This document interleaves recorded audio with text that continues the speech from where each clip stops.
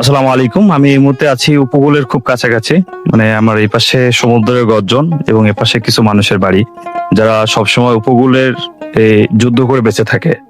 তো আমি তাদের কাছে একটু জানতে চাইবো যে তাদের সব থেকে বড় সমস্যাটা কি, আসলে সব থেকে বড় কি সমস্যা তারা ফেস করে। আপনি যদি একটু বলতেন এখানে আসলে বসবাসের জন্য সব থেকে বড় সমস্যা আপনাদের কাছে কোনটা? আমাদের বসবাসের জন্য সবচেয়ে বড় সমস্যা হচ্ছে ঝড় বাতাস এবং খাওয়ার পানি। নিরাপদ আমাদের এখানে কোনো পানি নাই।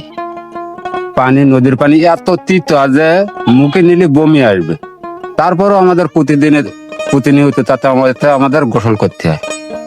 এরপরে খাওয়ার পানি মোটাটা হলেও প্রায় 1 মাইল দূর থেকে আমাদের টানিয়ে আনতে হয়।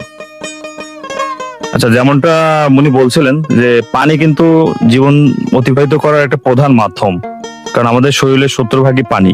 সো পানি ছাড়া কিন্তু আমরা এক মুহূর্ত বাঁচতে পারি না। আর সেই পানি যদি নিরাপদ না হয়, তার মতন কষ্ট কিন্তু আসলে দুনিয়াতে আর নাই। তো তারা বলতে চাচ্ছিল যে তাদের সব থেকে বড় কষ্ট হচ্ছে নিরাপদ পানি। তো যারা সংশ্লিষ্ট মহলে আছেন তাদের কাছে যদি আমার এই ভিডিওটা পৌঁছায়, অবশ্যই বলো আপনার এখানে ঠিকানাটা একটু বলেন তো। আমাদের 6 নম্বর ওয়ার্ড, গ্রাম ঘোলা, 2 নম্বর কাশিমারি ইউনিয়ন, শ্যামনগর থানা, সাতক্ষীরা জেলা। জি। মানে সরে এলাকা, নদীর চর। আচ্ছা, এটা আপনার স্যার কোনো বলে। চাওয়া পাওয়া আছে কিনা, মানে হ্যাঁ সাহেব বাবা, যদি আপনারা যদি আমাদের একটু পাশে দাঁড়াতেন তা আমরা হয়তো আরো এই নদীতে ধরো 2 টাকা 500 টাকা 300 টাকা আয় করি, মানে দিন যাপনটা চলে। আর কেউ যদি এরকম সুবিধা মতন পাশে যদি দাঁড়াতে পারতো তা আমরা আর একটু ধরো গুবার চেষ্টা করতাম। সরকারের কাছে কোনো চাওয়া হ্যাঁ। আছে কিনা? হ্যাঁ, সরকারের আমাদের কাছে তো অবশ্যই আমাদের চাওয়া থাকবেই, কারণ উপকূল এলাকায় আমাদের এই এলাকাটা যদি ব্লক দেয় বা একটু বানের ব্যবস্থা করে, নদী ভাঙন পুল রোধ করতে যায়, তাহলে তো খুবই ভালো হয় ভালো হয়। সবার। মানে এটা শুধু আমাদের জন্য না, এটা পুরো শ্যামনগর বাসীর জন্য।